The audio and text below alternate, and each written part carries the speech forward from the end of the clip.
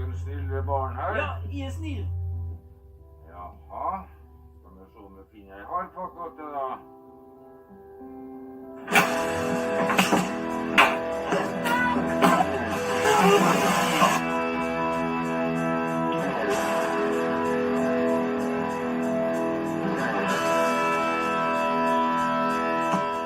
Helvete, alt er lukket oss!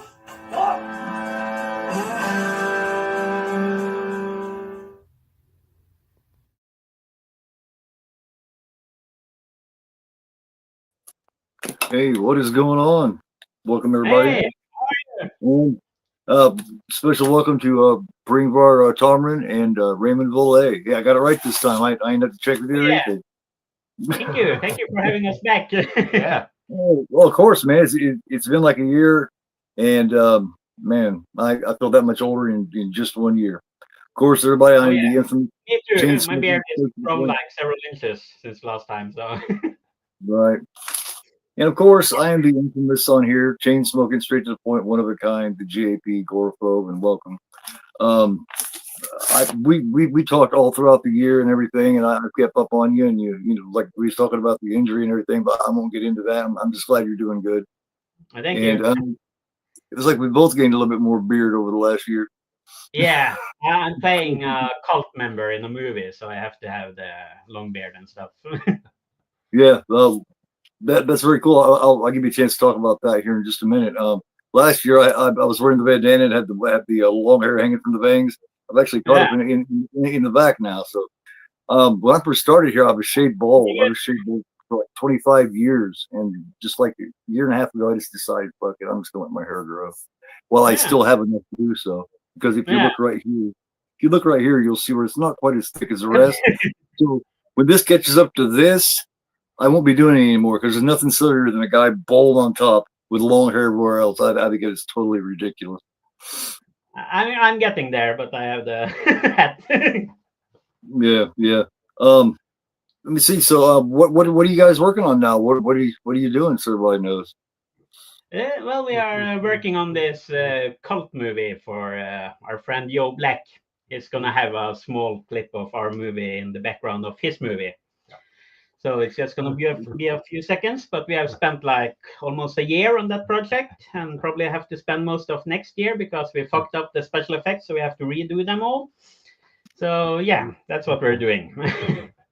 Very cool. Very cool. Let me see. I checked out that film and gave it a thumbs up. The one that you told me about. Oh yeah. Thank you. Yeah, no problem. I wanted to ask you though about Easter Cruelty. Is there any way anybody can find that, or did you guys finish it, or I mean? Yeah, we finished it, but I don't know if it's released. It was ordered by this producer in Tokyo. So it's kind of he has like put together the movie, and yeah, I don't know if you can get it anywhere, but I believe there are pieces of it in the new film All American Devil. Okay, here, let me write this down here. All American Devil, very cool. I don't know how much. I have ordered the movie, so it's on its way, but I haven't seen it yet, so I don't know how much he used in his movie, but there's something from Easter in that movie. Well, in the trailer, at least. Yeah, but his was something in the movie also. Okay. Right, because fans of these kind of films, you know, that love, and there is quite a few people out there that do love Christmas Cruelty. I know they'd be dying to see Easter Cruelty. How does it feel? You know, just ask you a couple questions. How does it feel to have a film that's so cult loved like it is? I mean, do you get a lot of fan mail, or I mean, do you talk to a lot of people that say, "I love that, man," because it is what we all love. All of us more extreme horror, you know, fans. Yeah, it really warms a filmmaker's heart. It's really special because, of course, mainstream audience don't like our stuff at all, but there are some few people that really love our movie. We have fans where Christmas Cruelty is their favorite Christmas movie ever, and like they watch it every year, and yeah, it feels really good. Also very strange. Well, it's because it feels it's more realistic. You know what I mean? It doesn't pull any punches. It doesn't sugarcoat anything. You know, when you take a sociopathic maniac like he played, you know, you're not going to, dance around it and everything. You're not going to say, run, you know what I mean? And stuff like that in a lot of these mainstream films, you know what I mean? You're going to come like, well, I was shocked when I first seen it in the first 5 minutes of what was going on there. I was like, man, they waste no time.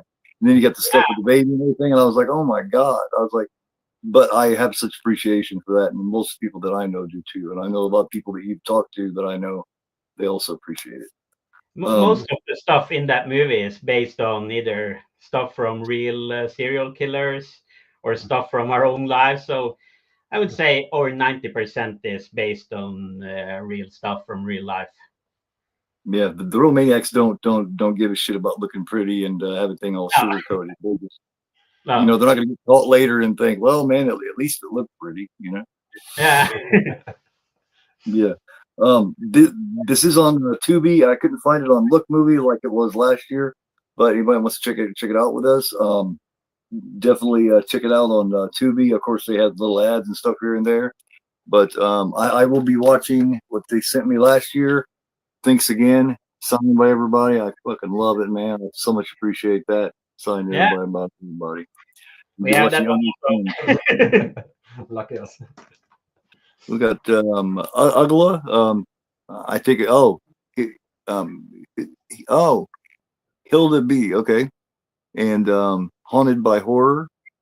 Okay, yeah, I would love to see you for Cruelty too. Well, thanks, guys. The first time I think I've seen you guys here. I might have seen Haunted by Horror here before, but thanks for coming by. I really appreciate it.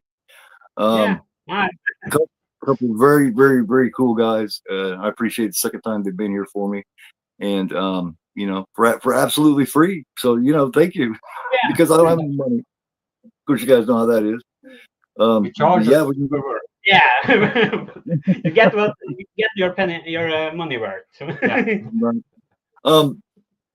I do have a question about though. I mean, I know you guys get a lot of attention on this one. Does it get kind of old that you don't get more attention on some of the other stuff that you've done a little more often? I would imagine I'm sure some of you guys are like, man, I mean, I appreciate it, but I really wish people would pay attention to the others a little more. No, because we haven't really released any of the other stuff we have done. We have been working on a lot of movies that other people have done, but it's better that they talk about it than that we ruin their movies. So Christmas Cruelty is the only movie that we have made as directors and writers and stuff that is really released. So plus it's seasonal. It's seasonal. So every Christmas people want to talk about Christmas Cruelty, and that's fine. We love it. Then we got a summer holiday. Yeah. Right. Yeah, because you guys managed to attain something and accomplish something that most filmmakers and horror makers never attain, which is a great cult status, which is, that'll stand forever. That will stand forever. That's something to be very proud of. Yeah, we were surprised. We saw in the trailer you showed before the show, it's 11 years on the date since we premiered it in Norway yesterday. Yeah. Friday the 13th, 2013. So it's 11 years since we showed this movie the first time. And like we found a music video on YouTube earlier today that somebody had cut together with clips from the movie. Like all the time it like pops up. And it's really cool. And we did a really limited release, like just a couple theaters. Then we made our own DVDs. So this has been word of mouth. Word of mouth has made this grow. Word of mouth is what made me hear about it too. And that used to be like you. Go ahead. It's people like you and the other YouTubers and stuff like that has spread this movie. Yeah, and that's the reason Unearthed picked it up too. Yeah, I mean, because before social media and everything, word of mouth's the way it was done for bands, for filmmakers, for everything. That's how you heard of it, Yeah. Let me see. We have got like one mention in the national newspaper in Norway, and they wrote the title of the movie completely wrong. That's the only time that movie has been mentioned in a Norwegian newspaper for the whole country. Yeah. Well, Unearthed is actually one of the bigger boutique as far as cult favorites go, so that was really cool. Yeah, it's really cool. You're able to do that. Yeah, because there's some films that still never made the DVD yet, let alone Blu-ray. So that's really cool. Yeah, they have been great. Unearthed have been really great. Yeah. Well, I'll get it moving along here a little quicker. We'll discuss everything, throughout it and everything. You guys, just whatever you want to talk about or anything through it, just tell me to shut up and Yes, you tell us to shut up when we go too off track or whatever. Hey, yeah. I'm usually like a motor mouth and I talk a lot. I'll try not to do that this time. I'll try to actually. That's cool. Yeah. It's interesting for us to hear your perspective on stuff also. Right. Ugla says friends with Pitt and Raymond. Okay, very cool, very cool. But yeah, see, it took 2 seconds. It took 2 seconds for Haunted by Horror to say, "I'd love to see you for Cruelty." So would I. So would I. Yeah, we're all very us horror fans. Us true horror fans are really sick individuals, and we all understand each other. Yeah. But all right, yeah, like I said, you might need any more time to find it on Tubi or anything. Just let me know, and I'll hold on a second. Other than that, here in a couple seconds, I'll do a slow 5 count, 5 to 1, and then we'll get this rolling. 5. You guys ready? 4. Yeah. 3, 2, 1. Play. Turn that volume just a little bit. So the first actor you're gonna see here is actually the son of the guy who plays the killer. That kid is the son of the guy who plays the killer. The kid with his mouth taped and bleeding? Huh? Yeah. The kid with his mouth taped and bleeding? Yeah. That's his real son. Yeah. It wastes no time. It comes right in, and I was blown away by how quickly the assault happened. And then I definitely wasn't expecting the baby. He looked at the baby, and he's like, "Man, look at his." I was like, "Damn, all right, they're going there." Yeah, we were kind of surprised that anyone would lend us their baby. That was no problem. No, that was no problem. But that family, we used pretty much every family member at this time. So the grandmother and the uncle of the baby is in our new cult movie. Yeah. Very cool, very cool. Well, yeah, I'm not surprised at all because you guys come off like nice guys. You guys come off, you know what I mean? Like, like you come off like your mother's sons. You know what I mean? And so does Talking about my mother, this is her place we're filming in. Yeah. Oh, so all the blood splatter is going into her refrigerator. Yeah. Yeah. Okay. And she had this worker working right outside the day we were filming this. And he didn't know what we were doing. He just heard like the moaning and screams and stuff like that. And he was kind of freaked out. When my mother came back like, "What the hell is going on in this house?" Like, "Oh, it's my son. He's making a movie." Okay. Yeah, that right there. I mean, it being your mom's house, you know what I mean? You want to be careful and everything, but getting a strange house, like asking somebody if you could use their home, that would be nerve-wracking trying to take care of it, like borrowing a car to make a film. Oh, yeah. Like Dawn of the Dead, they borrowed that car from the car lot, and I guess it was totaled by the time they were done. Yeah. People usually just loan out stuff to filmmakers once. Yeah, then they learn. Yeah. Especially us. Yeah, especially us.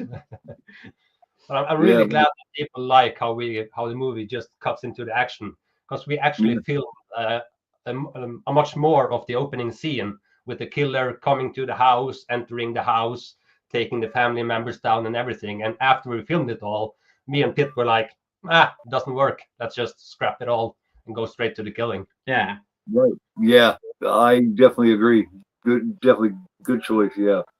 And here is some of the first Tarantino references: the blowtorch, the pliers. It's they talk about that in Pulp Fiction. Speaking of Quentin Tarantino, I was watching behind the scenes thing on The Hateful Eight, and that guitar that he smashes actually went to I was like, oh my God, he had no idea. Yeah, a priceless Martin guitar that was like 185 years or something. Well, if it's gonna get smashed in a movie, that's a pretty good movie to get smashed in. Yeah. They figured, the big fan that he is and everything. They figured he'll take care of it, and he did. It's just lack of communication, that kind of shit happens.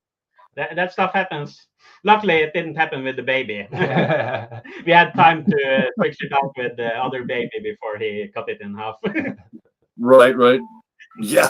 That's also a scary thing, because yelling cut to Tormod, he might misunderstand and actually cut the baby instead of cutting the steak. Yeah, I was blown away by what a nice guy. Like, you know, I watched the behind the scenes stuff. What a nice guy he was. You guys doing that birthday celebration for him. Yeah. And I remember you telling me about how he goes and has like Sunday dinner at your mom's house and everything. And it's just like, just shows what a good actor he is. Yeah, he's a really nice guy. Yeah, he does a great job, and so does let me see let me see here. Is it Eileen? Eline Åsheim. Elena. Okay, I wasn't sure how you pronounced it. No, I know she has top a headline. letter that you only pronounce in Norway. Yeah. Oh, so yeah. I know she has top billing. Yeah, my first cameo. Yeah, he's standing there clapping. Whenever we had too few extras, I had to step in front of the camera. Yeah. Was she like a bigger name for you guys? Was she like someone who had done more? Is that why she got the top headline like before the film? No, she had been in a TV series, like a reality series. Her father is kind of a famous explorer, adventurer that has like gone to the North Pole and Mount Everest and stuff like that. So they lived at this small island in Norway for about a year, and they had like a TV series about that. Yeah, she was running off polar bears with like pots and pans and stuff when she was like 12 years old or something. Wow, cool. But I believe it was their first movie. Yeah. Everybody does such a good job in this, man. You think that they had done a lot more, you know what I mean? It's like you caught lightning in a bottle, and everybody brought a great performance. You feel a lot of passion. That right there means there was a lot of passion. There was a lot of caring for it. That means that you had everybody really believing in what you were doing.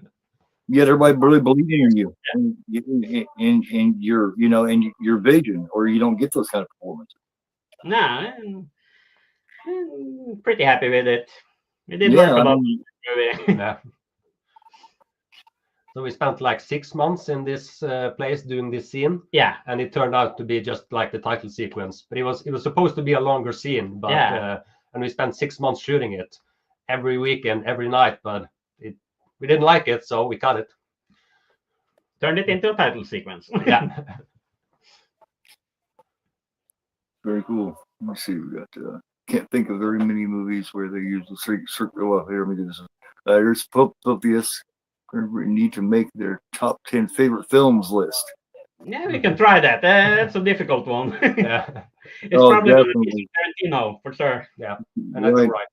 Yeah, I'll probably 10. Yeah. My horse says, I can't think of very many movies where they use a circular saw, let alone on a baby. Exactly. I think we were the first ones in a Norwegian movie, at least. Well, that was the whole goal, make the first Norwegian Christmas slasher. Yeah. So it would be the best one by default, right? Yeah. And buying that circular saw was kind of funny because the stunt guy who is in the Santa suit most of the time, him and I were looking for a circular saw in a hardware store. We were like talking like, oh, is the blade big enough to get through all the bones? And do you think it will handle all the blood? And then I said, you have to remember, it's just a baby we're going to kill. So I think we're going to be fine. And then we heard this gasp behind us, like, and we turned around and there was this guy with a small baby right behind us. And he started to run away from us. And we were like, oh, we can't buy the circular saw in this store. We just have to leave before the cops come. That wouldn't surprise me because people are so dumb when it comes to that kind of thing. You know what I mean? Yeah. Like you would come in and announce it. You know what I mean? It's like. Still, there's so many crazy people. You never know anymore. No. Like even sometimes I met them in there at the store. And we were like, "Oh, I'm looking forward to next week, and we're gonna rape you, we're gonna kill you, we're gonna have a blast." And I'm like, "Oh shit, I'm not alone here." No. People are listening. Yeah. Yeah. Some may announce it, and you know what I mean. It's the ones that are smiling and telling you about it, and seeming so matter of factly is the ones. You just never can tell who you're talking to. No, you can't anymore. And like, we had chainsaw killing in Norway a few months ago. And we were just like, oh, I hope they don't have like a Christmas Cruelty DVD at home. You never can tell. Oh, know, you I hate never the, can. I hate the way people blame violence on music and film. I hate the way they do that because your average Joe's not going to do that. It's just going to take that one nutty person that sees it and go, "Yeah, I want to be like that." But you can't blame the art. You just can't. Yeah, It's and you can never tell what's gonna set someone like that off because even like anything. people have been blamed for murders. You have books that have been blamed for murders. So yeah, you never can Anything tell. could set them off. Anything could set them off. You know, there may have been too much ketchup on their cheeseburger. You know what I mean? You never can tell. Oh, It's all got to do with the person's mind, not the art. You know? yeah. I think if you're inclined to go killing, it's not a You're movie. gonna find a reason. Yeah. Yeah. It's like, damn it, they raised gas again. Fuck. So this is taking place at Tormod the killer's house. Yeah. So we asked him, one of the guys, we asked him to use his house, and he's like, "Yeah, sure." Thinking it's gonna be like a week, 2 at tops. We spent a couple of years there. Yeah, because you were in jail when we started filming there. Yeah. We had to film a lot when you got back out. Yeah. Well, you did try when I was gone, but We did try, but we filmed a lot of that when you get out also. yeah, I had to reshoot everything you wanted to do. And the story I'm telling about getting my head crushed in that car door, that's a true story. That actually happened. That's when I got my first brain damage. Damn. That you know of. That I know of, yeah. You did get your head stuck in a door, so Yeah. it could have been something from before. Yeah, it wasn't too fast before that. I like how, like, remember when we first talked about this last year? I just assumed that you guys were friends with, you know, with her and everybody. I didn't know that you just started, you know, I figured y'all were just friends because you just feel like you've known each other for a minute and that you hang out, you know? Me and Magne, we met each other. He was the electrician in my apartment. So we kind of got to know each other there, and we decided to start making the movie. But the Line we found for the movie, we started looking for people to be in this part. And the Raymond, we'd never met before. We got in touch with him to just looking for people to get in the movie. So yeah, Tormod I knew a little bit before, but well, he's the kind of guy that everybody knows. Everybody knows him. So. Yeah. But I didn't get to really know him before this movie. No. How long had you known her at this point when this particular scene it was shot? How long had you known her? That's like the second scene That's we the shot. second scene, so maybe like 7, 8 months, because we knew her a couple of months before we started shooting. So maybe 7, 8 months at this time. Yeah. This is also based on a true story. My cousin, the guy with the reindeer hat later in the movie, we did this making a Christmas present for our grandparents, and I ripped off all his beard and eyebrows and eyelashes and stuff. So this is pretty much exactly how that happened with my cousin. Well, that's kind of excusable because I'm guessing you were rather young at that point. No. But you have made the same mistake afterwards. Oh yeah, several times. Yeah, you should tell about the List movie. Yeah, because I was supposed to do it on a guy's private parts with plaster and stuff like that. Yeah. And I also forgot Western. Yeah. So all his pubic hair got ripped out just like this. That's a bit worse. Yeah. I felt really sorry. Says you said you should have asked if you could use this baby for reference. Beatles albums. Yeah, Helter Skelter was like inspiration for Manson, I know. Oh yeah, somewhat. They've questioned exactly how you know how accurate that is, because from what they've said since then, what the family said is it was more of something he talked about, not necessarily inspiration for the murders, but the Vincent Bugliosi. You can't really blame art, like because if it's a horror movie, if it's a Beatles song, like it's not the problem. It's crazy. The Beatles. I mean, what the hell would they do now with the bands that, you know, a lot of the bands that are going around now? You know what I mean? There's no telling what they'd accuse them of. Yeah. Because the Beatles were pretty wholesome, especially compared to what we got, even at that point, to what we got. Oh yeah. You know,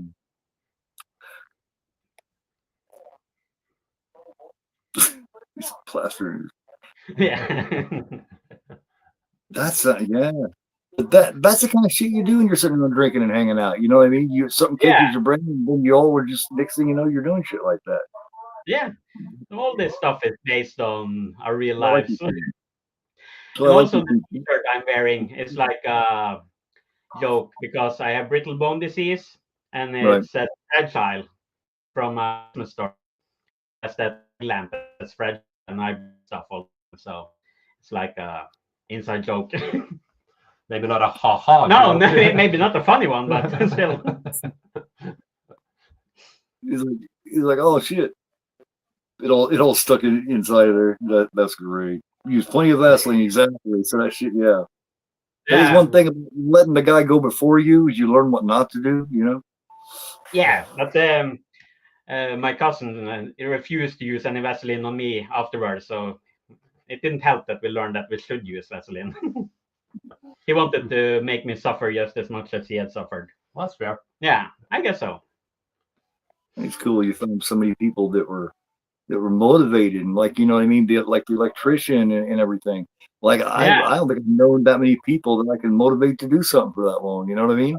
Maybe it's just the people that I've met. I don't know. Yeah. To have people show up for 4 years is pretty exhausting. Yeah. I know. I was there. Yeah, you were there. Yeah, I mean, did you run across a lot of people that said, "Yeah, I'll do it," and then when it come down to time to do it, they didn't show up or had some excuse and shit like that? Did you run anybody like that? Not that many, but yeah, a couple of people, yeah, for sure. Yeah, and a lot of people are really excited to be like an extra one time. Yeah, and they think they want to do this more times, but after the first day, it's like, well, that was fun, but no, yeah, it's not for me. So it's getting harder and harder to find extras for our movies. Yeah, we live in a pretty small town, so Yeah. we kind of used up all the locations and all the people, and yeah. Man, unless you're willing to throw them a good amount of cash, everybody's gotten so greedy. It seems like. Yeah, and we don't have any money. We're getting more and more broke. Every movie is just costing us money. So definitely. Yeah, oh yeah, it's very expensive. It's a very expensive trade you decided to get into for sure. Yeah, it is. I mean, just so to make this movie, we had a lot of people. Just to make something real, you know what I mean? Is what? Because you got just to make something small and short, let alone a full 90-minute film. Yeah, it's really expensive. Oh yeah, we probably spent like $50,000 on that cult video. Damn. Probably more than you're always gonna spend on his full feature. Yeah, make it quick and cheap. Yeah. Can't do it. No. I love the added humor. You need that. You need the added humor. You can't go with a film, you know what I mean, at full tilt violence throughout the whole thing, full serious. You need that. Like for instance, Last House on the Left has got the goofy little parts in between there. You know what I mean? It just gives you a break, just let you breathe for a second. Yeah. Plus, it's just more realistic. No one's serious constantly, you know. It's so ingrained in us, that kind of dark humor. So it would be difficult for us to pull it out without putting some of it in our movies. So, the lady walking past. Yeah, that's the grandmother of the baby. The first lady we scare with the Krampus stuff. Okay. So she is going to come into the picture pretty soon now after we are finished talking. And she has been in all of our movies. Yeah, she's the only one that has been in every one of our movies. Very cool. That's the nicest lady we ever killed. Yeah.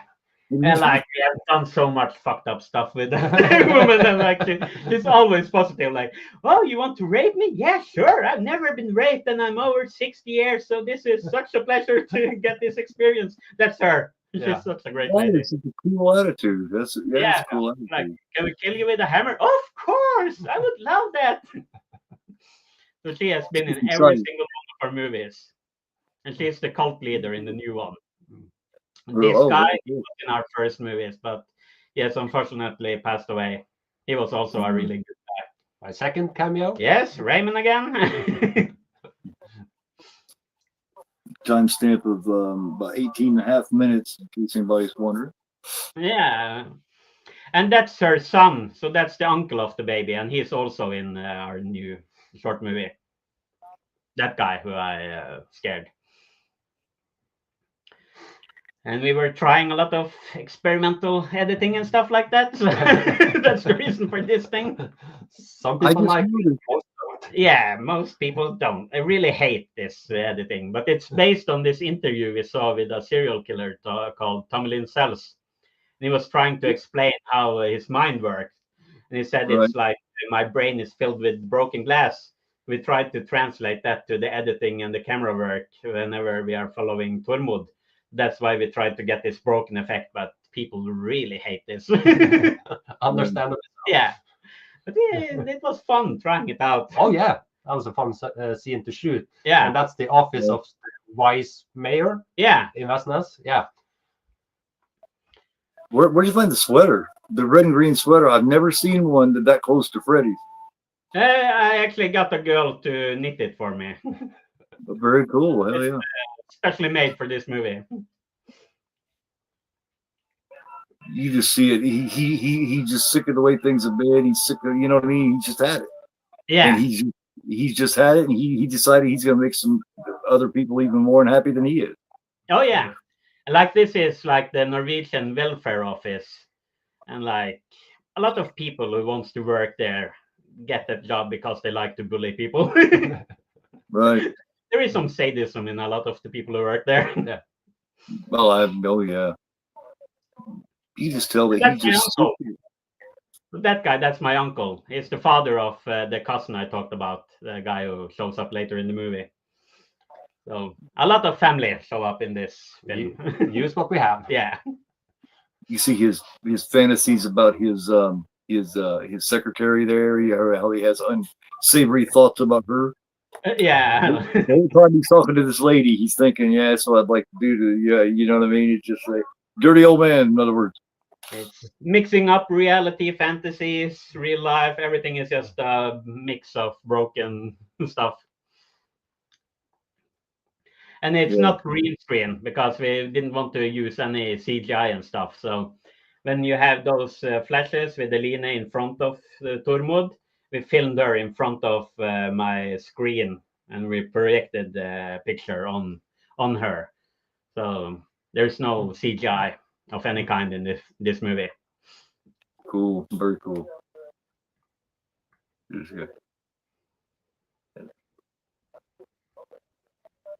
Yeah, it was. Didn't we set off an alarm or something? That's because that's City Hall we're filming at. Yeah. He's just looking at me like, yeah. really? Damn. I'm bored with you. Do you ever stop? Yeah, it's like, oh my God, man. He's just in a constant, and they say that, about serial killers and everything. They say they're a constant dream world. They're somewhere else committing these crimes, and they're thinking about, you know what I mean? They'd be sitting there talking to you, thinking about what they want to do to your wife. You know what I mean?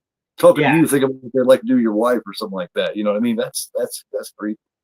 Yeah, so that's what we were trying to capture, like the fractured mentality of a serial killer. And like, at least we are able to annoy people. So, but I do like. There's a question of whether you're born or made. Where do you guys stand with that? Do you think serial killers are born, made, or do you think it's like the perfect storm coming together? I think it's the perfect storm. Yeah. I think you need the genes, but I think you also need to be made into a serial killer. I think you need both, but some people are easier to make into a serial killer than others. But I'm sure that some people you could never make into serial killers. I mean, like a surgeon would need the same set of skills like a serial killer would, but he's saving people instead of killing them. So situation. Yeah, because they're sociopaths all over. They've proven that they're sociopaths all over. Like you talk to one daily, you just don't know it because most of them don't go cut up people. Others just say, and even the ones that do, they often use it for good. And you need people like that because you can't have like a surgeon that is afraid of blood and gets freaked out by cutting up people. So you need those psychopaths to do stuff also. And just like there's no one that's all evil. There's no one that's all good. You know what I mean? Just like you see him with his wife in his regular life, and he's real good to her and real nice and everything. But when he leaves her, he becomes this other guy. Yeah.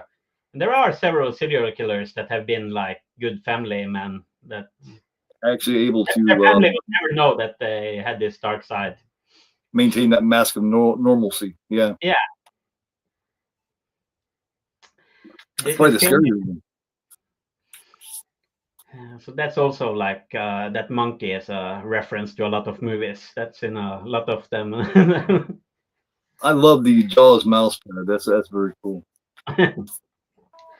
So the mayor introduced the movie when we had the original premiere, and he said that we borrowed his city hall and their offices, and he hoped we portrayed it nicely. Yeah. And we have a serial killer jerking off in front of the computer to like the personal. Yeah. Could have been worse. Yeah, it could have been worse, I guess. We didn't spill any blood. No, makes you wonder. Do you think character-wise, with how you imagine a character from the time he met her and she got hired in to be a secretary or receptionist or whatever, had he always thought about her? You know what I mean? Is she something that came from day one? You can like interpret that whatever way you want, but the way we thought of it, she's just one of the clients for the welfare office. So that's why he has the files and stuff. So he picks out the people that are on welfare. Right. That's why I'm in the system. I'm on welfare, and he picks out victims from the welfare papers. Well, did she come along? It seemed like that there was a chick that came along there, and she was like checking with him, or it just seemed like she was like, I don't know. She seemed like she almost worked for him. It almost felt like that for a minute. We didn't think that, but people that's us. That's a good interpretation of movies.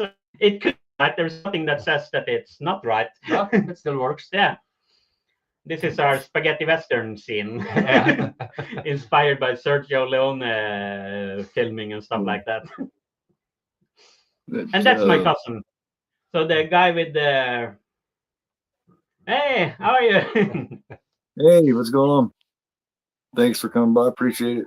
Timestamp, in case you're curious. And you want to join in, like I say, it's on Tubi, or if you have the film, we're at 26 minutes on the timestamp, so feel free to join in. So my cousin, he's the guy with the red jacket and the reindeer hat standing behind me in this scene. That's the guy that I pulled off all the beard and eyebrows and eyelashes doing that plaster thing in real life.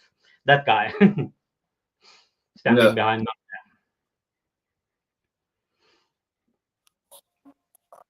I think I might be a few seconds behind you guys. Okay. Yeah. Yeah, because I'm the scene where the older guy here was outside there and he was drinking the coffee, and then you guys come walking up. Yeah, it's the right scene, but we cut so fast, it's probably hard to be on the same cut.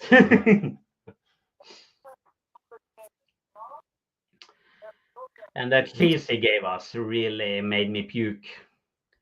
So in the outtakes, we have footage of me just puking. I look like a popcorn machine or something. Just pours out this really nasty cheese, that stuff. So a lot of those Christmas trees were full of my puke. Yeah. Damn. We used as much as we could, the last frame in whichever. Yeah, because I start puking right after this. Like right there, I started puking. Yeah. So one girl who worked at the movie was going to go there and buy a Christmas tree. And her mother was like, oh, these are nice. You shouldn't buy any of that side. You should buy trees from the side because you have puked on trees. Nope, you didn't miss it. We're about 20 minutes into it. So like I say, it's on Tubi, or if you have it, go ahead and just start it up there about 21 minutes into it, and you'll be right there with us. So this is my apartment. We haven't got to all the debauchery yet. Well, a little bit of debauchery. Not all of it though yet. Not the main debauchery. Have a lot of time. There's a lot of time before we start doing the nasty stuff. Yeah.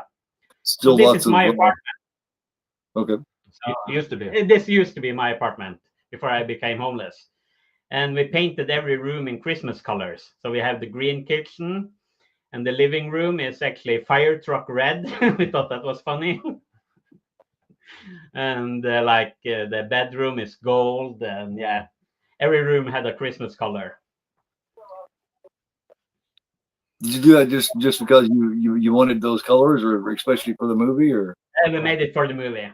Okay. I figured it would set a cool tone to just have like Christmas colors around the apartment.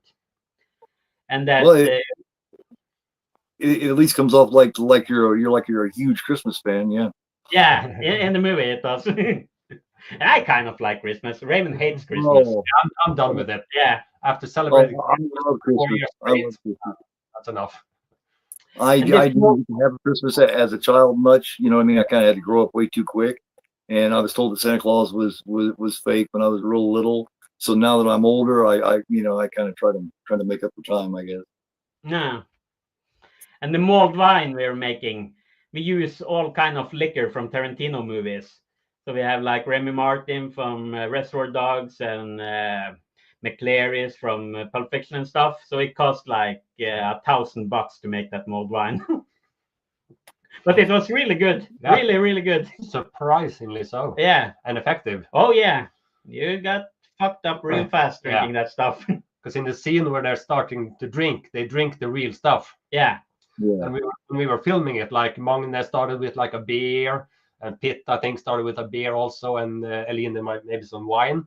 And I had to get home after shooting. I was the only one sober. So I don't got time for this. So I brought out the real thing, the mulled wine, and gave everybody a cup. It's like 5 minutes later, they were like, it's not fake. They're not acting. No, we're not acting at all. They are left in the movie. We are really drunk. They forgot I was filming and everything. Like you can see in one of the shots, Elena is looking at me and looking at the camera. She's asking, what are you doing? Why are you here? She's like, what's the camera doing? She actually forgot we were filming. Yeah. And she did end up in the closet. Yeah, and she did end up in the closet, actually. Yeah. That's hilarious. Oh yeah. I see past blue ribbon cans. I knew you guys had And we that don't kind have that in Norway, so I had to get it from the US. Okay. And I actually once, bought a can in New York because I found the Pabst Blue Ribbon because I wanted the Blue Velvet reference. Yeah. And it was pouring rain, and they only had it at this bar that I wasn't able to get into, and I had to drink it at the premises before I could leave. So I was out in the rain trying to drink this Blue Ribbon beer, and it was raining so hard it was just getting fuller and fuller. At the end, I was just drinking rainwater. But I did get the can back to Norway, so I was happy. There's a lot of references to movies and stuff. So a lot of my t-shirts are Christmas story references because we didn't want to reference like Black Christmas. We thought that would be maybe too much on the nose, but we wanted to reference like Christmas movie by Bob Clark. So I have a lot of Christmas story t-shirts. I love a Christmas story. It's a homage to him and Black Christmas, but since we were making a Christmas horror, we thought it would be better to reference a Christmas story. That dude was able to make any kind of film. I mean, look at his filmography. You got Black Christmas, and you got Children Shouldn't Play Dead Things. You got Porky's. You got A Christmas Story. This guy can make anything, and he did them all really well. Yeah. Love that dude. I probably have like 5 different Christmas story t-shirts, I think, in this movie. Yeah. And this is one of, I have written 2 songs. This is one of them. Both are used in this movie. The only reason we have this song is because of the punchline afterwards to make that joke. So we have like a 2-minute song just to have like one mediocre joke. It's the journey, not the destination. Yeah. This movie certainly is. We wanted to have like as much mundane stuff and as much really brutal stuff in the movie as possible. So there's very little normal movie plot going on. Yeah. It's like everyday shit and extreme shit. Yeah. Yeah, shit. I like that red. Yeah. And it's actually called Fire Truck Red. Oh, the fire engine red. Yeah, yeah. Yeah. So that's kind of funny when you think about the scene later in the movie. Right. I love the was that Goodfellas poster was Yeah, that autographed? yeah. It's signed by Robert De Niro, Ray Liotta, and Joe Pesci. Very cool, very cool. Yeah, but Yeah, yeah. Unfortunately, we lost Ray Liotta what, a year or two ago. That was yeah, that sucked. yeah, for sure. Um, I was always surprised that he never did anything else for Scorsese. Yeah, yeah. It's I guess great. the schedule just didn't line up. I guess the schedule just didn't line up for him. But he was Yeah. wanting to. Of course, he wasn't expecting Ray to die so young. You know? Oh no, because he was the youngest one of them, I think. Oh yeah. Oh yeah, definitely. Because De Niro and Pesci got to be getting up there, 80 or so at least. Yeah. That's one of my favorite films, especially mob films. Goodfellas and Godfather 2 are right there together. Yeah. I also love Casino. Casino's great too, but it's not, to me, Goodfellas is the better one. Actually, but what's weird is I talked to a lot more people that say they like Casino more, which I was Yeah. surprised by. Not me. Goodfellas is the one. I actually like Casino more, but Really? I think it's changed because earlier everybody preferred Goodfellas. But lately, I think more and more people have started preferring Casino. Yeah. But when Casino They're came both out, so everybody good. was saying like it was a bad follow-up to Goodfellas. Nobody really liked it when it came out. Yeah, they're both so good, but it's take your pick. They're both great. Scorsese is the man, so that's the homework we gave Raymond when we started making this movie. Yeah. We gave him Taxi Driver and Mean Streets. Watch Oh, these two wow. movies. This is how we want the movie to look like. This is what you should be inspired by. A lot of the Yeah. camera work and the lighting and stuff is inspired by those two movies. Take your pick from Scorsese. Anything he's ever done has been great, man. Yeah, not everything has been as great as the other stuff, but everything is good, and it sure has a lot of classics. No, definitely, definitely. Have you watched the series Boardwalk Empire? Did he help produce? Yeah, I haven't. I That's a good bought show. the first season, so I watched the first season, and then I became homeless and lost my DVD player. So I've only seen the first season. I just started the second season a couple of days ago with my son. This is my first time watching it. I didn't realize that he was a producer of it. Yeah, And it's a damn good show. It's yeah. definitely a different role for Steve Buscemi for sure. Oh, yeah, he's great also. Oh yeah, he's usually the loudmouth guy that talks a lot and gets on your nerves. But Yeah. in this, he's actually the main dude there. Yeah. Yeah. Like covers a young Al Capone and a young Lucky I can't remember his last name. Luciano. There you Yeah. go. Yeah, I like how they show them before they were anybody's boss. Yeah. They say it's a pretty accurate show too. Yeah. Yeah. The second season is just as good as the first so far.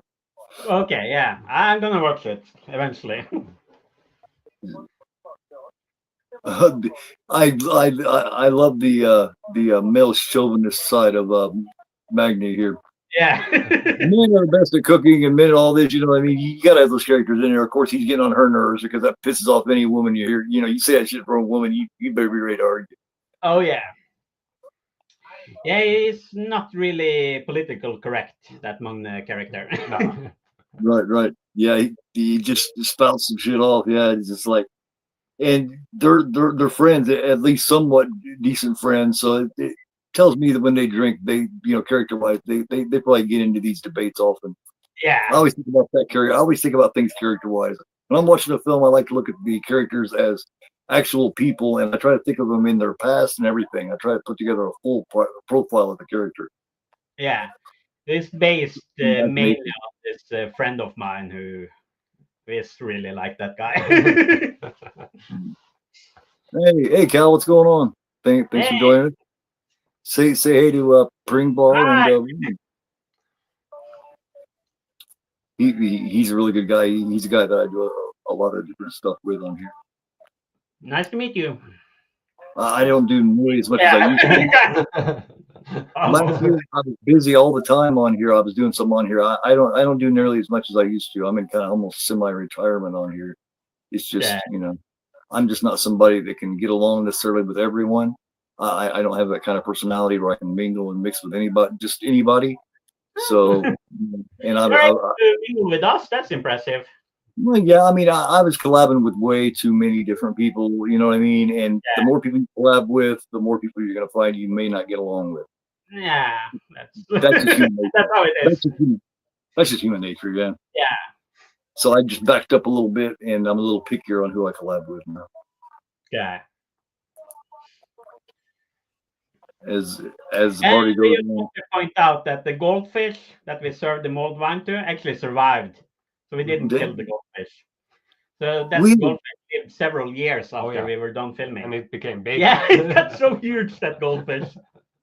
That's weird about goldfish because usually they don't live very long, but every once in a while you'll find that one. And I know this from experience. My youngest son got one at a fair, like a carnival. He won one, and that thing was alive for like 2 years. And it's like people were like, they're not supposed to live that long. No, this one lasted really long because we bought 3 of them in case one died. We wanted to have backup fish. Right. The 2 backup fish, they died during production, but the one we gave the mulled wine to, he lived several years after we were done filming. Just a little bit of alcohol. Yeah, really helps. Yeah. Well, yeah, they say that just the alcohol in moderation is good for you. So hey. Obviously, because they outlived all the other goldfish.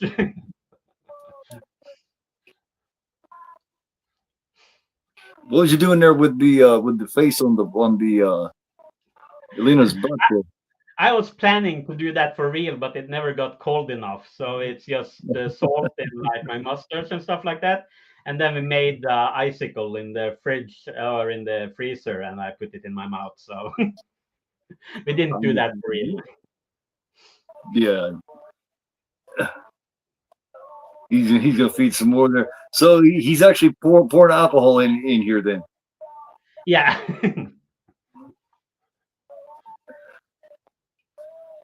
all the people that you talk to in the behind the scenes stuff, they all just seem like such nice people, man. It's just really cool to see. Now feeding the tree some alcohol. There you go. Yeah. I've never owned a real tree. I've never had a real one. Okay. This is the only one I've ever had also, and I only bought it for the movie. Yeah, because they say that they catch on fire so easy, and you know what I mean? That you gotta get a new one each year, so. And we also knew that we weren't gonna film for a long time, so that's why Magne gives it the mulled wine, because then we pretend that made it lose all the needles on the tree would fall off because of the mulled wine. So then we could just have the bare tree for the rest of the filming.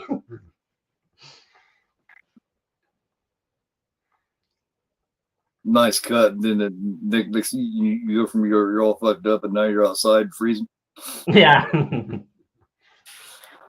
We're at 42 minutes time stamp for anybody who's curious. Oh, we got let me see. Nice. Cal says nice to meet you guys. Douglas says they can actually live for several years and get quite big. Yeah, I heard that, but all mine died real quick, except for that one. Was that Hilde? Ugla? I think she worked on the movie. Yeah. Okay. Cool. Hi.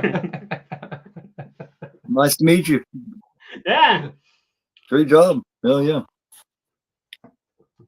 Yeah. She made a lot of the Christmas decorations, and she was on set a lot of the time. Yeah. She was one of the people who didn't get too sick of us. So she spent a couple of years there. She stuck out with this production. She was there most of the time. Homemade napalm. Yeah. Yeah. But it was actually really good. It tasted great. So is that the one that's floating there at the top? Is that one of his buddies, one of the extras that you got? What? The fish that's floating at the top. Yeah, that was one of the backup fish that already had died. So we figured he could play like the hungover one. Hell yeah.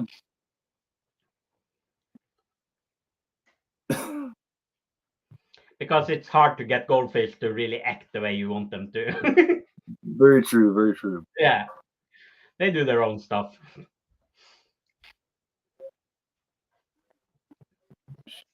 She won't be in a closet. She won't be in a closet. And she was. Definitely some good foreshadowing there.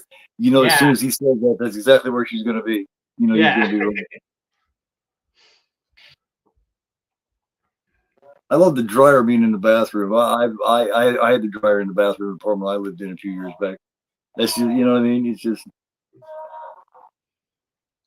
And the entire wall in the bathroom, I painted like the Sin City painting.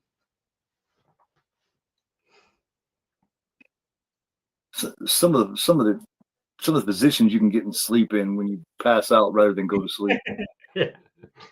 I think that's pretty much how we found Alina the day after the party. Yeah. Yeah, because you were like trying to stop me from leaving and hanging on my shoulders. So when I left out through the door, she fell back into the closet where she was in the movie. Yeah. I think she fell asleep there. Yeah. I just realized why we don't have the logos in the beginning of the movie. Oh. We're just going to pause for like 15 seconds or so. Yeah, we're a bit ahead of you, I believe. That's the Norwegian time zone thing. Yeah. Oh yeah. Ugla, she's had many 100 hours on this movie or more. Yeah. I believe maybe she made the puke that I was throwing up just now. I did that a couple of times, just trying to get out of school, make up my own little concoction, and pour it in there and be like, "Mom, look, I got sick." You know, it didn't look realistic at all, of course.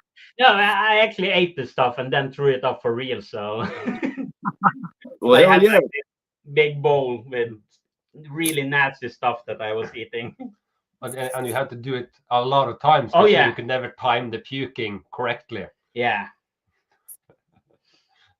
Yeah, that was a fun day at work. Yeah.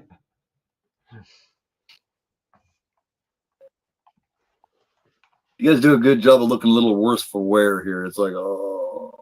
Yeah, I don't know if that's acting either. That's probably us being over. Yeah, I'm saying that's pretty accurate because you're just moving like sluggy. It's like, oh my god. Yeah.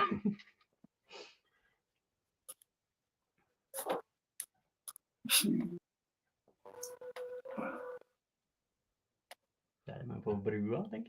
You're probably at the bridge shot, right? It looks like it from the. Yes. Yeah. Yes. We're pretty far ahead. Yeah, so we can hold off a little bit. Well, sorry to all the people where the comments haven't made any sense.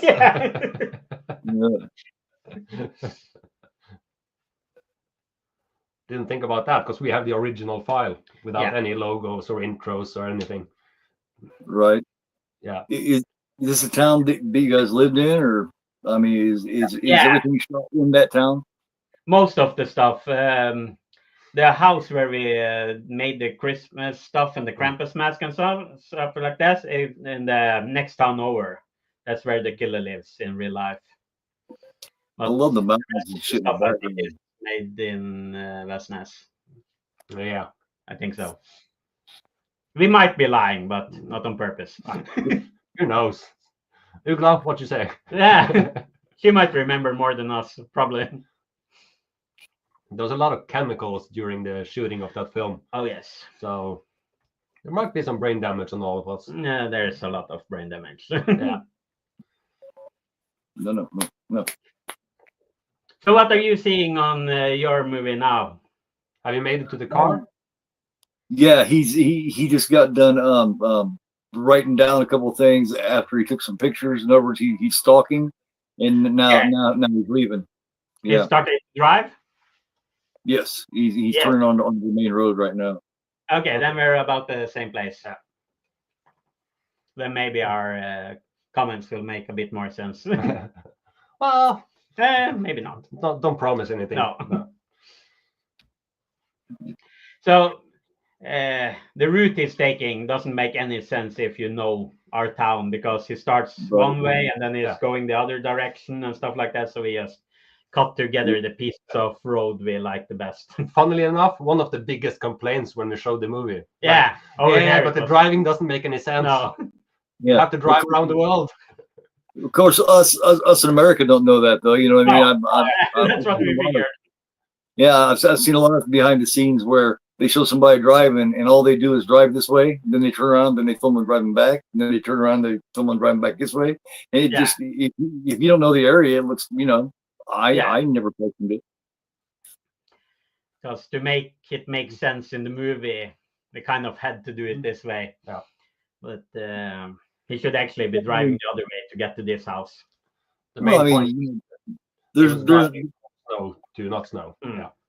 There's no point in being completely accurate with it, you know what I mean? Because it's all theater of the mind anyway, you know what I mean? Yeah, it's documentary. No, it's fiction. kind of, yeah. Guy seems to have a nice home. He seems to have a nice family. You know what I mean? He just seems to have everything going on here. But yet he's got this issue happening. Yeah, and Nina, who was playing the daughter, she was just an extra in one of the other scenes, but she did such a great job. She took all the attention. Like we have to give her a big role. Yeah, so we made this part for her, and she was only 8.5 when she was the extra in the movie. And she blew us all away. She was so much better at acting than any of us. Yeah. So we were like, we can't just use this girl as an extra. We have to make a part for her. So that's how she ended up as his daughter. Yeah, we spent a lot of time cutting her out of the other scene. Yeah. And then cutting the scene. Because that's what. Do you know if she ever followed it up and decided to do any more acting? Or?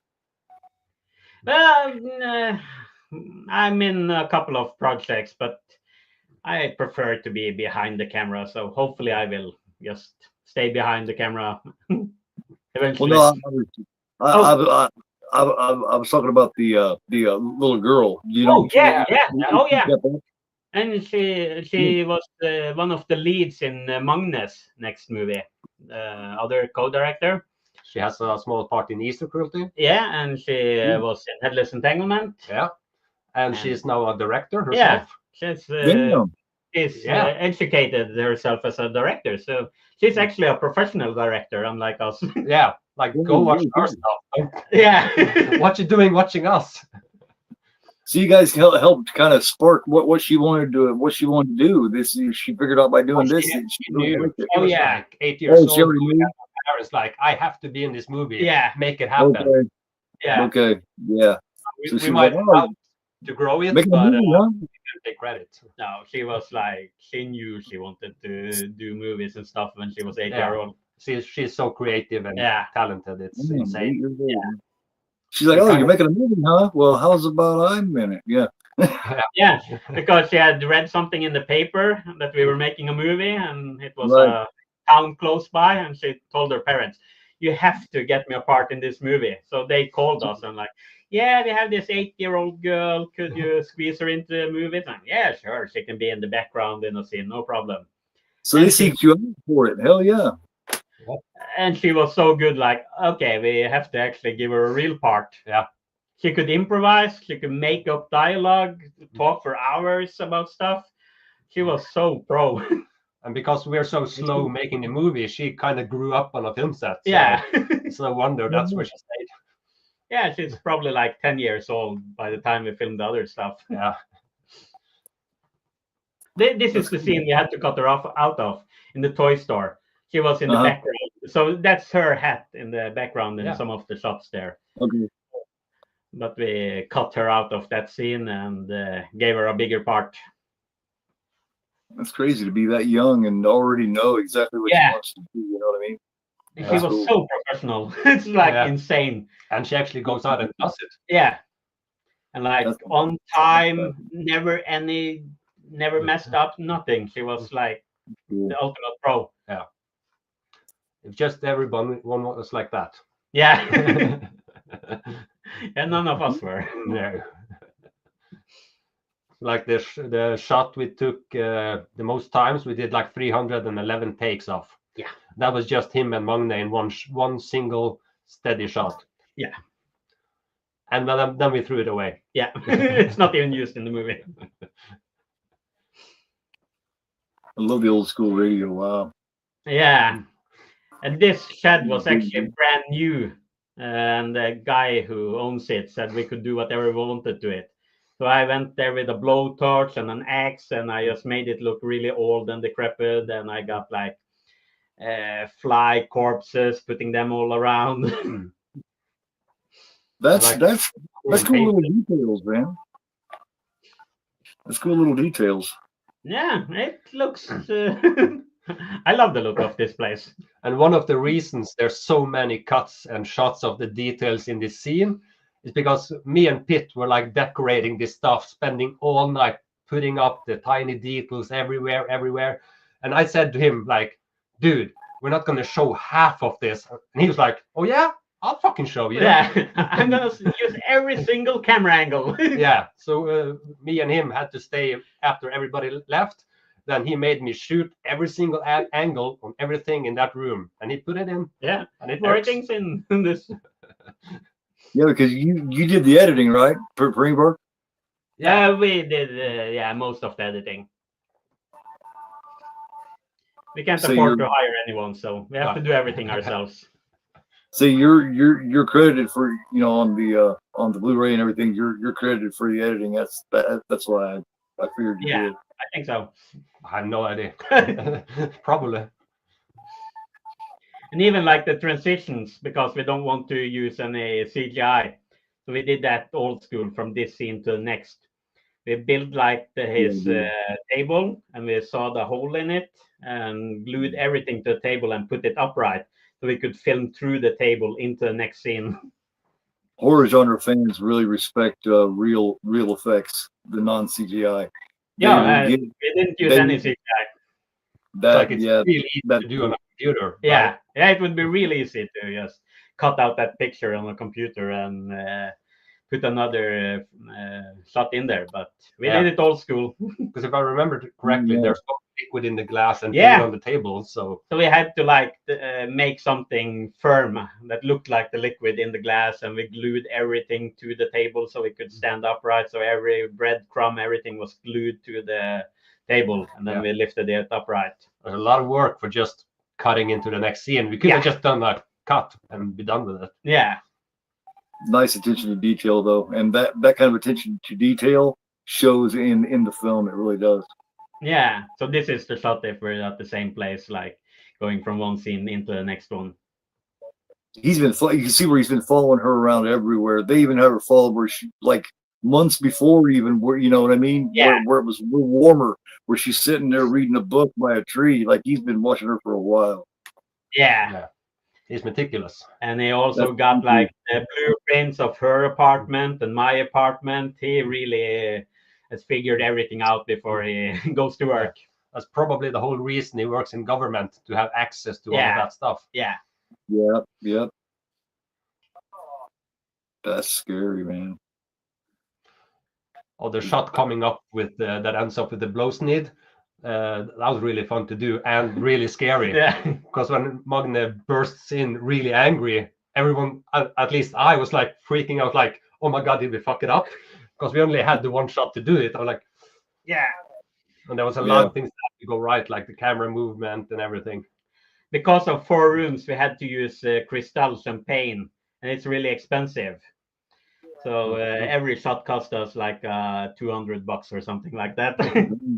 Every time we popped one of those champagne bottles, it was $200. So we tried to get it on the first take. Yeah, I think we actually did. Yeah, I think we did actually. Yeah, that's where preparation and planning really comes in handy. Yeah. And the less money you have, the more prepared and the more, you know what I mean, the more you are ready to shoot those shots, because you don't have that money to blow. You know.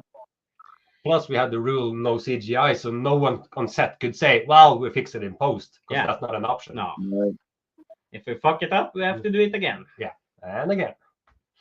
So you were really lucky with a lot of the special effects and stuff, because it often took months to make like those fake heads and body parts and stuff like that. So if we fucked it up, we would have to start all over again, like we do on our project now. Yeah.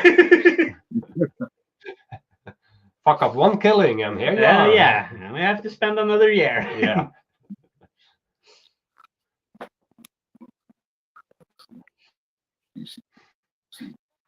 Good night. I believe this is my Nick Frost reference, the look on my face after I shoot him in the nose. Yeah. Cal wants to know if To All a Good Night and Silent Night, Deadly Night was any kind of inspiration for it. Silent Night certainly was. I'm not sure if I saw To All a Good Night before or after we made this one, but maybe. I watched a lot of Christmas horror before we made this film, so yeah. There's no CGI. So refreshing, or how refreshing. Hell yeah. Oh yeah. And there was like a big discussion on that because we had filmed something where a knife or something was in the scene that wasn't supposed to be there, and like at 3 o'clock in the night, me, him, and Magne was like, well, we could take it out digitally. Yeah, like, that would be easy. Nah, can't do it. Then we can say there's no CGI, then it's just almost no CGI, and that's not the same. So we have to film it again. Yeah, so we can honestly say absolutely no CGI. Elena had to be raped again because we fucked up. That's an awkward phone call. Yeah. That's good rules to stick by and to stay by. I like your conviction in that. That's very cool. It's a hard decision, 3 or 4 in the morning to say we have to do it again tomorrow. Yeah. But this entire day is wasted because we forgot to remove knives. Hey, all the actors, you did great, but let's do it again. Yeah. I love how feisty she was there. She immediately wasted some time. She jumped around his back. Yeah. You attack my friend. Your best. She's trying to survive. That's all you can do. Broke a couple of ribs in this scene when the Santa tapes up me. Then I break a couple of ribs in real life. Yeah, you can see where the knee goes down on his back. That's when. And my leg. That's when I break the ribs. Yeah. That's probably really easy to forget. You know what I mean? You know how fragile your bones are. It's probably easy. It's probably easy to fuck up and put a little too much pressure and maybe forget. I made the poor stunt guy do that stuff because he really didn't want to. He was really careful. Like when he was supposed to and stuff like that, he was like, I can't do it any harder. Like, you are hitting like a girl. Come on, do it harder. So I made him do that stuff. Yeah, like I break 3 of your ribs in maybe a couple at least. Yeah in headless entanglement, and like you would never know you did it. There's like no sound, at least that I could hear. And like I touched him like that on his ribs, and there he goes. So there's it's probably not the smartest career to be a stuntman in movies with brittle bone disease. You make a lot of stupid decisions, but I do. It's up there. Yeah. And I also broke my jaw just for the sound when the Santa hits a guy in the face. I broke my jaw just making that sound. There's a shot of it in the extras, the 3-hour documentary thing. It goes like this to make the sound, and you can hear. Oh, dedication! Damn. An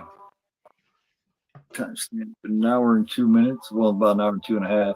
Yeah, this is those parts where he's got her over his shoulder and he's throwing her down on the bed that we're about now. Yeah, he's heading that direction right now. He just kicked the wheelchair out of the way. Okay, yeah. It's just thrown her on the bed. Our version. I know a few different people that do not like the rape type or the rape revenge type film, like I Spent Her Grave and stuff like that. So parts like this is when they really cringe. You know what I mean? Yeah, and I get that. I totally understand that. But I have actually heard from people who have been victim by rape who was glad that we portrayed it as horrible as we did, because they feel that's the better way to do it than to try to make it look nice. Yeah, there's and I've always found no problem with it at all. If it's there, just there for the hell of it's one thing, but if it's there to tell the story, you know what I mean? Sometimes it's necessary. You know what I mean? That's what a lot of people don't need. people don't get that a lot. They just think it's And there a lot just. And a lot of these real serial killers, rape is part of the thing. Yeah, and we're portraying a monster, so we can't really, Yeah, make it our Exactly. roast. He's definitely a monster, that's for sure. Well, we tried, yeah, and he asked for it. yeah. You But see, he's such a lovely guy, and all his other parts before. I mean, yeah, I leading up seen to that. it's like playing the goofball, playing the comedy relief and stuff. He's like, I want to do some real evil shit. Well, let's You do get it. Yeah, it. they say that that's fun. Actors talk about how playing a really bad evil person is a really fun role to play. They've all talked about that.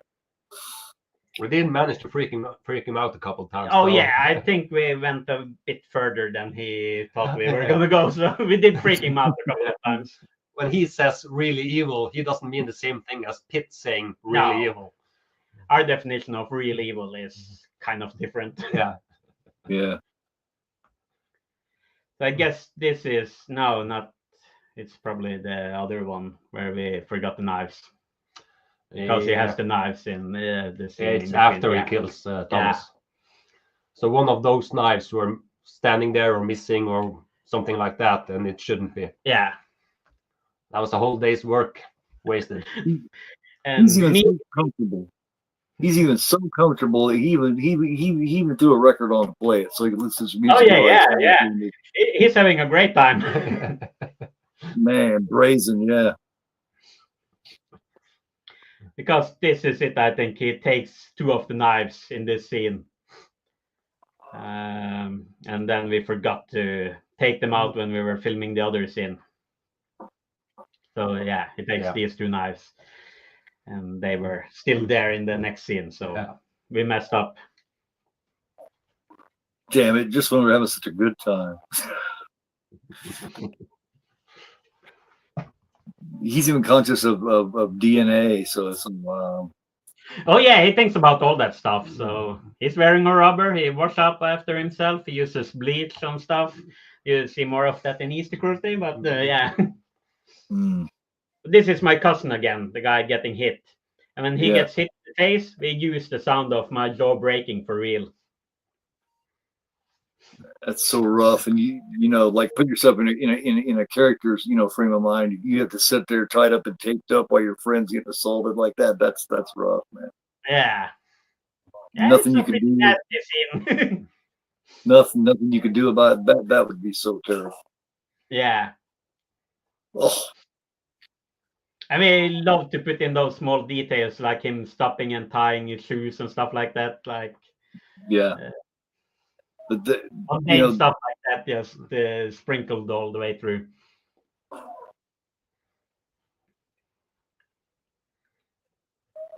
Yeah, here, climb a boot.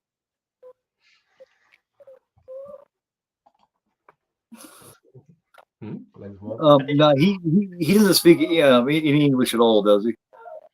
Not that's understandable. Like our English is pretty bad, but his is way worse than ours. Yeah, I was thinking about maybe trying to talk to him, but that's what I figured. But we could probably bring him and like translate. Yeah, I mean, a lot of people his age understands English but can't speak it. I don't know about him, but he's not great at English. No, he's the only one speaking Norwegian in the special features. Yeah. So, because I would love to have like a 30-minute, be able to talk to him and ask him a few questions and stuff. If that'd be possible, that'd be awesome. Yeah, he'd really wonder why, because he can't understand. He has fans around the world. No, we try to tell him, but he doesn't. When he doesn't really understand English and he doesn't really follow the horror genre. Yeah, he don't get that this movie is like by people around the world. No, you don't get that at all. He's more used to justifying why he's in it than having people like it. Well, with him being a little older and stuff too, I kind of understand why he wouldn't get why people like it. You know what I mean? Yeah. I can totally get that, why he wouldn't understand that. It's like, why would they like me in that? With the kind of bastard that I am. You know what I mean? Yeah. He even stops to take a piss in their toilet even. Wow. That's awesome. Yeah, Brazen. kind of a funny joke. that he had to turn around the head so he could pee. He couldn't have an audience. I love those little details. It's like, man, stop looking at me. I'm trying to piss. Yeah. He even turned to where you couldn't see. Oh yeah, because we made like an appliance for him to piss. And between the takes, he came over to me and Raymond, and it was still pissing. So he was pissing us in the face while he was talking to us. Like, we're going to answer your question. Just stop pissing on us.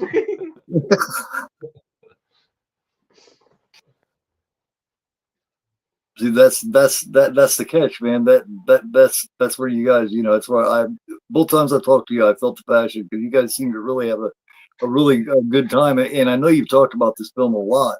Yeah. Yet you still have a great time talking about it. You know what I mean? That's we really appreciate that you're having us on. Yeah, it's kind of we get surprised ourselves when you do these kinds of things that we actually can talk about it for an hour and a half. Yeah, that's cool.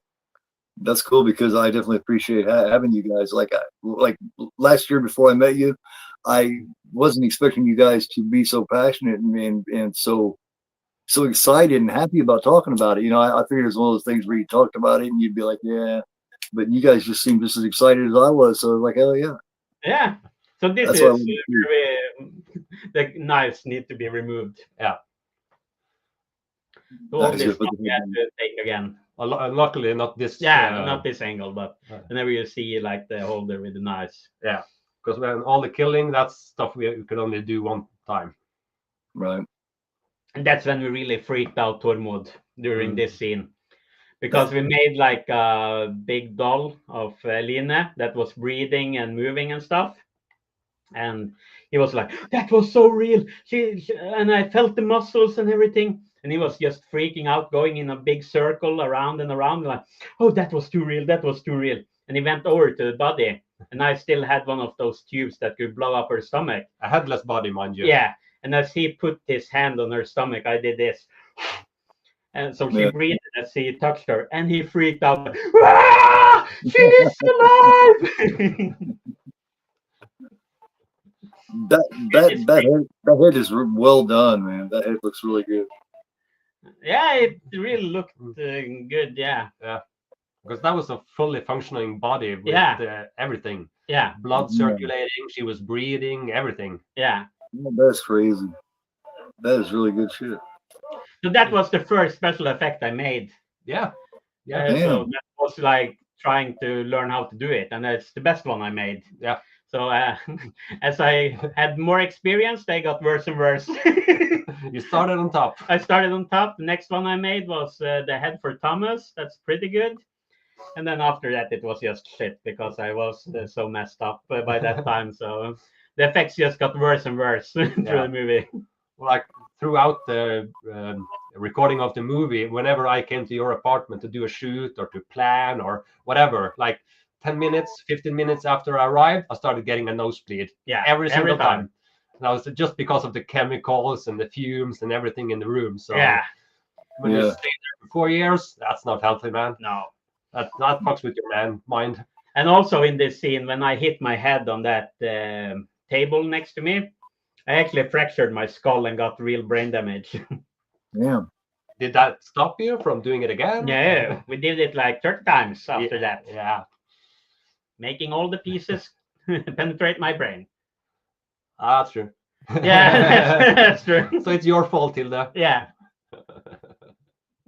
You didn't have the continuity girl there to watch over you. No, it was kind of a closed set when we were doing the rapey stuff. Yeah. We didn't want witnesses for any Me Too stuff. I figured it would be kind of uncomfortable for everybody. And it kind of was. Yeah. Like, I remember the day you and I thought of the idea of him biting her private parts after he stabbed her. And we were like, oh, that could be really good. But how the fuck do we tell the actors? Yeah. So today we have a little plan. Yeah. But, both Tormod and Aline agreed, surprisingly. So yeah, they were game. Yeah. I mean, we could never make this movie without them. No. Truly. Actually, the hardest thing to get Tormod to do is to hit me in the head with a whisk. Yeah, one of the shots that's in the trailer. Yeah. That's not going to be funny for any one of us. That was the hardest one, to get him to hit me in the head with that whisk. Yeah. Raping, killing babies, no problem. Yeah. Hitting me in the head with a whisk, nah, I'm not gonna do that. Oh, man of God, after all. Yeah. So in that clip, he's really, really angry at Oh, you, yeah. because you had to like really rile him I up. had to egg him on and get him really angry, so he just. And he really hit me with that whisk. I was bleeding afterwards. Shouldn't think that was possible. No. You're a fragile little boy. Yeah, but I don't think I start bleeding easier than other people. Shouldn't. But he really hit me with that whisk. Yeah. Finally, after several hours.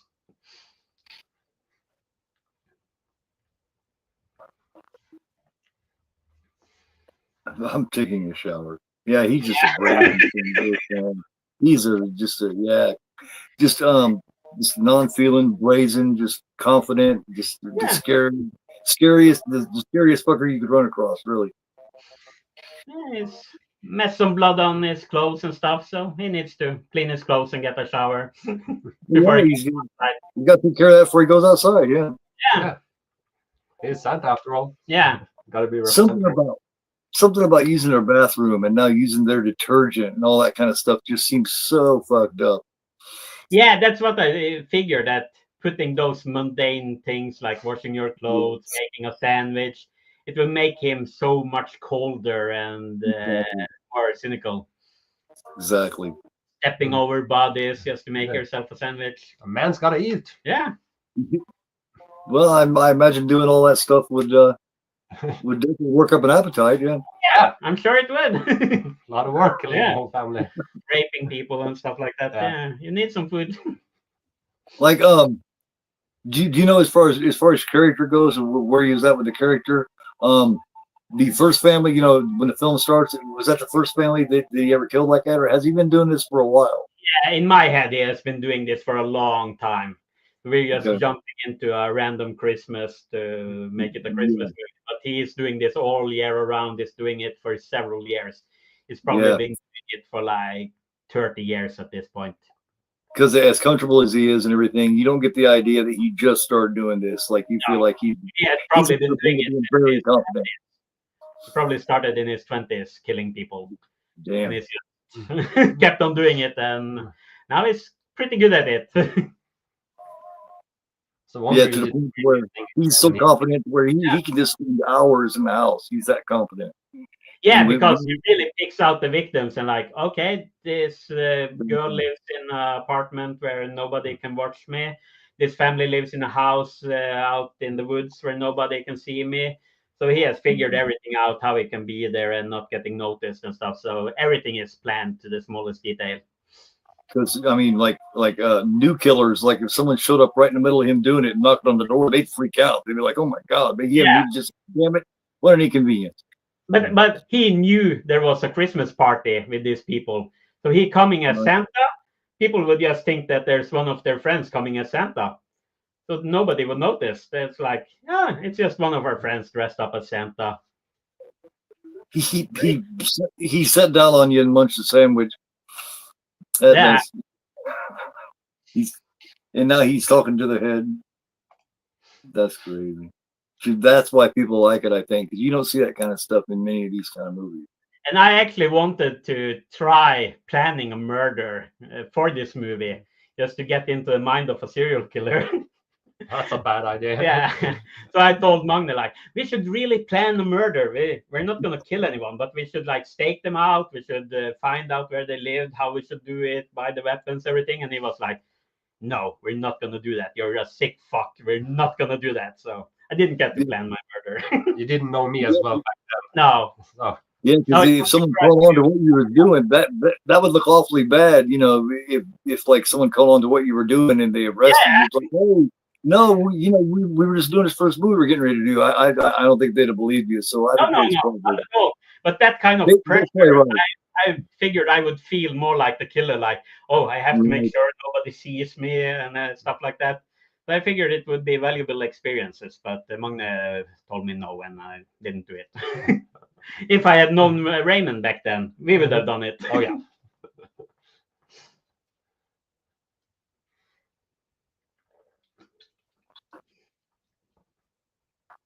So a lot of the stuff he does to me is based on real stuff that has happened to me in hospitals. So him breaking my leg, that happened to me. A doctor just broke my leg without any painkillers and stuff like that.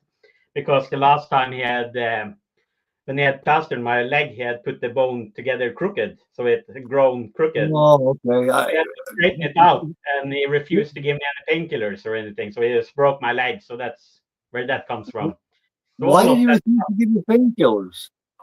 he said it would take so much painkillers because it was so painful. So it would probably kill me. They would at least help, at least. You know? That's probably a good reason not to give me painkillers. Oh man, he's kind of, I don't know about that doctor. Well, we did talk about psychopaths being in yeah. real life around us. Yeah. Most of them doctors, CEOs, lawyers. I'd have been like, at least take the edge off. Now, come on, man. And that's what he said. He couldn't take the edge off, but like, okay, then give me full anesthesia so I don't have to feel this shit.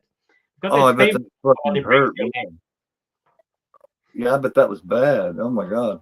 Yeah, and like getting when he, I can talk about that when we get to that part. But a lot of the stuff he does to me is based on stuff that happened to me in the hospital. I'd have been breaking his shit afterward. Like, okay, now you tell me, do you think it'd have been a little bit better with a painkiller? Yeah. Fuck. Damn. The shirt Tormod is wearing. Do I look like a fucking people person? Yeah, I love that. That's like a shirt. My older brother would own a shirt like that. You know. Yeah. We had a dedicated fan in Colorado who got that shirt because he loved that shirt. So like, okay, you can have it. Yeah, because he has for a license plate, he has a license plate that says my other car is a piece of shit too. So he's just one of them dudes, you know what I mean? So where are you in the movie? Is the Santa going out? He just pulled his clothes out, and he had them getting dried, and he's putting them on. Okay. Why don't you tell us when he gets in the elevator? Okay. Yeah. Yeah, we're at almost exactly an hour and 21 minutes in timestamp, in case anybody's wondering.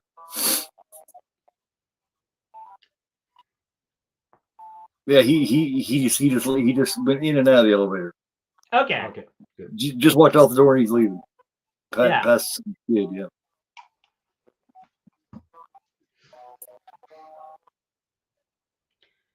Just something about the way he plays this just seems so just matter of factly. Yeah. He does a really good job. In that door, he thought it was like a real Santa, so he was like, "Oh, Santa!" And Tormod, no, it wasn't Tormod, it was the stunt guy, but he just had to go past him, and the guy was so disappointed that Santa didn't stop. Yeah. You can feel the fun that he's having. You can just feel it. You can just tell he's enjoying doing this. And this entire scene where he's buying the chainsaw is improvised. Yeah. Yeah. And the seller, he was so good. He knew so much about chainsaws and stuff. He had really prepared for this role. So yeah, he was perfect. Yeah, because what a lot of people don't understand is, you know, a lot of people would say, a chainsaw. But I've come to find out since watching Texas Chainsaw Massacre and everything that chainsaws, you know, they're going to catch, you know, it's not going to saw through as well. Yeah, we know because we did it for real, and it hooked in my wheelchair and almost killed everybody. And talking about Texas Chainsaw, we called the chainsaw Hooper 7400 as a reference to Texas Chainsaw Massacre. Yeah. So it's Hooper 7400.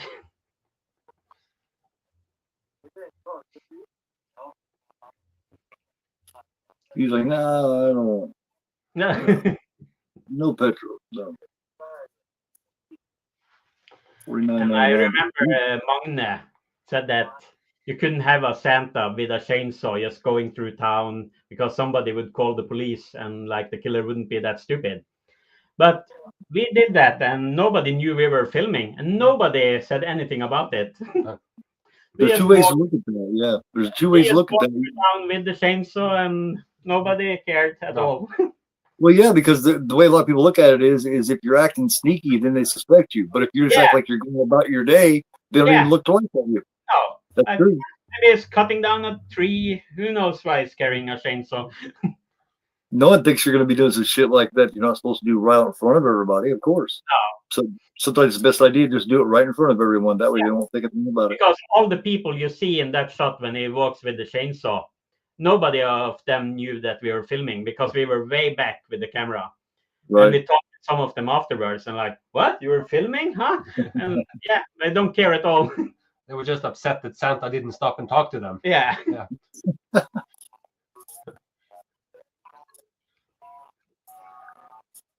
Yeah, they're not paying no attention. Now, if you act sneaky, they're going to look at you. Oh Yeah. Just like, because someone not doing anything wrong is just going to go about their day, not act, just go walk right by everybody, right? Yeah. Maybe not.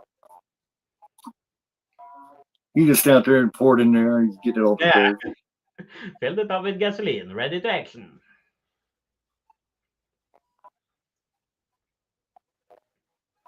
Well, Santa, he just hadn't taken his Santa Claus suit off yet. He's got to take care of something. He just has to take off his outfit. Yeah.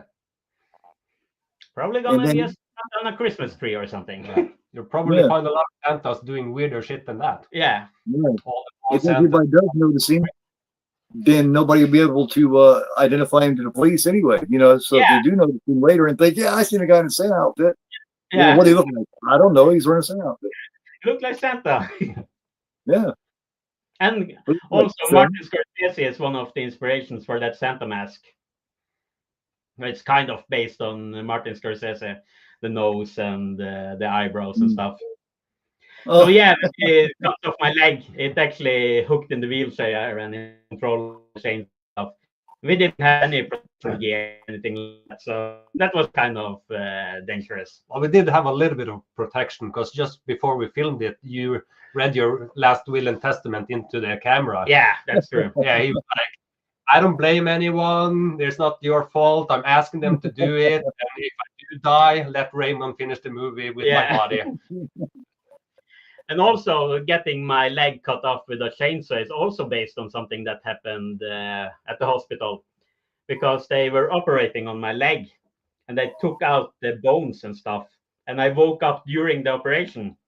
So I was just looking at them standing there with the pieces of my leg bone in their hands and stuff.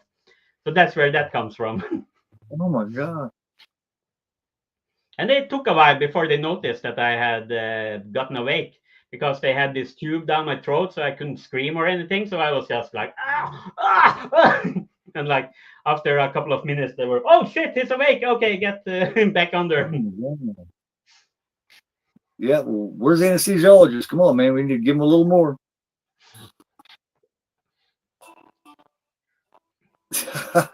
There was. Hell yeah. Yeah, man. That's how we celebrate Christmas in Norway. Yeah. Hell yeah, man. Typical Norwegian Christmas. Yes. Hell yeah. Very cool. Very cool. Very cool. Let me see here. Well, we didn't start that. I always enjoy it. Yeah. Not about how you start, it's about how you finish. I always enjoy it. Always, man. I really appreciate you guys watching it with me, man. It was really cool. Yeah. Thank you for having us. Yeah. That was really fun, actually. Yeah. I thought about it a couple of months ago, sometime around before Halloween.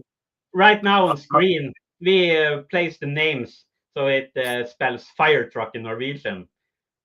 The names of the actors, we put them in order so that the first letter in each would spell fire truck. Right.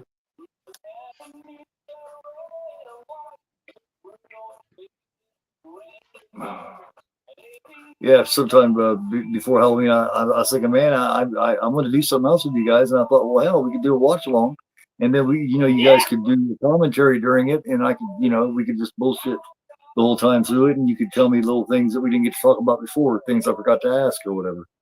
So yeah, it's easier when you have the movie in front of you to remember stuff. Yeah. That's what I figured. I figured it would spark little things that neither one of us thought about, last year during the interview. So hell yeah, it's very, very cool.